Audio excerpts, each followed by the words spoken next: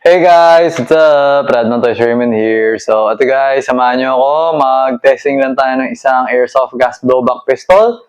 This is the WEP14 Full Metal Airsoft Gas Blowback Pistol. Okay, so ayan siya guys.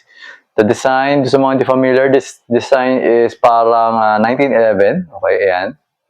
Tapos, parang 1911 siya na high capacity. Okay? So, may pagka-similar siya dun sa mga T-Rex 5.1 high kappa. Ang difference lang nila is ito, full metal, yun, half metal. Okay? So, yung magazine nila, medyo identical. Compatible sila sa isa't isa. Okay? So, yan. Bigyan na natin ng bala. So, always remember to keep your trigger finger out. Make sure that the muzzle is always pointed at a safe direction. Okay? So, inserting.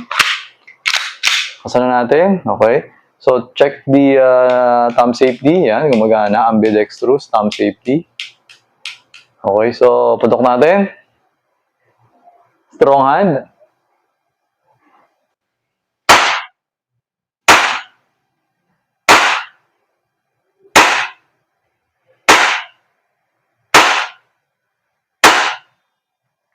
Okay, yan, nag-open slide na siya. Kasi wala nang bala. Okay? So, the distance of 2.5 meters, 2 inches diameter target. Lahat ng pinutok natin, nasa loob ng bilog. Okay? So, kahit na siguro piso kaliit, kaya. Medyo maganda yung groupings niya. Okay?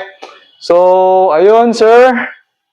Parang papuntang ano to eh, Tarlac City to, no? So, ay pabanggit kasi yung pangalan. So, ayan, okay na tong unit nyo. So, ipapako na siya para madala ko na siya sa courier tomorrow. Okay?